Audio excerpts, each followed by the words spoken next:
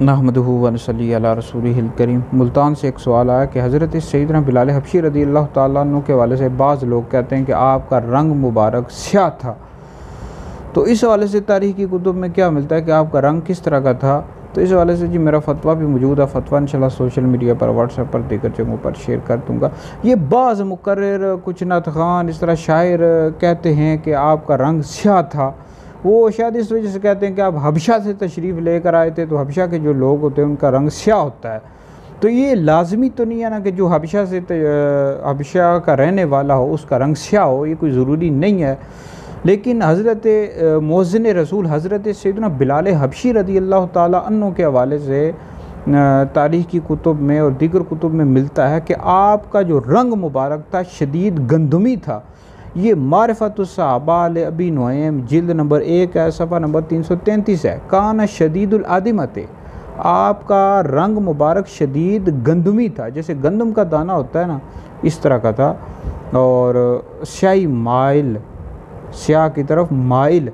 लेकिन ये जो कुछ लोग कहते हैं, तकरीरें भी बाज़ लोग करते हैं और माहौल इस तरह का बना देते हैं कि शदीद काला था, इस स्याह था, तो लोगों के जहनों में फिर क्या जाता होगा। लिहाजा इस तरह नहीं कहना चाहिए।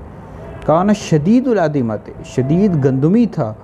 तो इसी तरह आप मदारिज नबुव्वा पढ़ लें, मुस्तदरक लिल हाकिम, तारीख़ इस्लाम और दीगर जो तारीख़ की कुतुब हैं उन सब में मौजूद है कि आपका रंग मुबारक शदीद गंदमी था।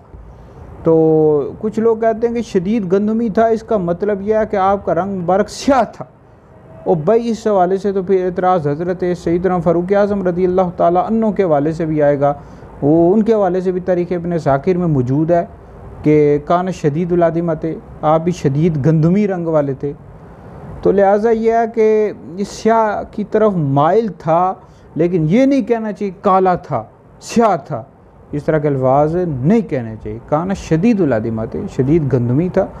तो लिहाजा यह है कि हमारे अब हैदरी दारुल इफ्ता अहले सुन्नत से इस तरह के लोग बेशुमार लोग हैं, मसाइल पूछते रहते हैं, सैकड़ों लोग पूछते हैं, फतवे भी हासिल करते हैं। आप लोग भी पूछा करें, इस तरह की बातें अवाम के अंदर नहीं बयान करनी चाहिए। तो बहरहाल यह है कि ये वीडियो सुनकर आगे भी शेयर करते हैं ताकि दीगर लोगों को भी ये मालूमात हासिल हो जाए कि जो इस तरह की बातें करते रहते हैं। तो ये आपके लिए बहुत बड़ा सदका जारी है।